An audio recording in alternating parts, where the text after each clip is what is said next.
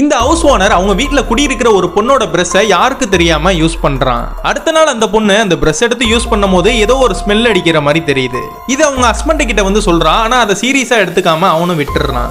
ஆக்சுவலா என்ன நடந்திருக்கும்னா, இந்த ஹவுஸ் ஓனர் வீடு ஃபுல்லாமே கேமரா வச்சு அங்க என்னென்ன நடக்குதுன்னு வேவு பார்ப்பான்.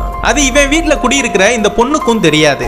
டெய்லி அவங்க வீட்டை விட்டு கிளம்புனதும் இவன் ஒரு ஸ்பேர் கீயை யூஸ் பண்ணி இவங்க வீட்டுக்குள்ள வந்துடுறான். அந்த வீட்டு நாய்க்கு அதுக்கு போடுற ஃபுட்டை கொடுத்துட்டு அவங்க வீட்டு ஃபுல்லா இருக்கிற அந்த கேமராவை செக் பண்றான். அப்புறமா அந்த பொண்ணோட திங்ஸ் எல்லாம் எடுத்து பார்த்து சந்தோஷப்படுறான். அவங்க வரதுக்குள்ளேயும் இவனும் இந்த இடத்தை விட்டு கிளம்பிடுறான். இந்த பொண்ணுக்கும் வீட்டுல ஏதோ தப்பா நடக்குதுன்னு தோண ஆரம்பிக்குது. அதனால வீடு முழுவதும் செக் பண்ண ஆரம்பிக்கிறா. செக் பண்ணி பார்த்ததுல வீட்டுக்கு வெளியே டோர்ல இருக்கிற ஒரு கேமராவை நோட் பண்ணிடுறா. இந்த கேமராவை இவ பாக்குறத அவனும் பார்த்துடுறான்.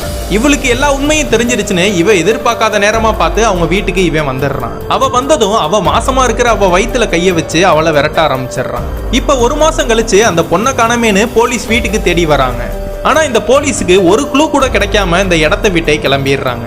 அவங்க கிளம்புனதும் இந்த ஆளு இவனோட காருக்குள்ள ஏறுறான். உள்ள பார்த்தா அங்க ஒரு கை குழந்தை இருக்கு.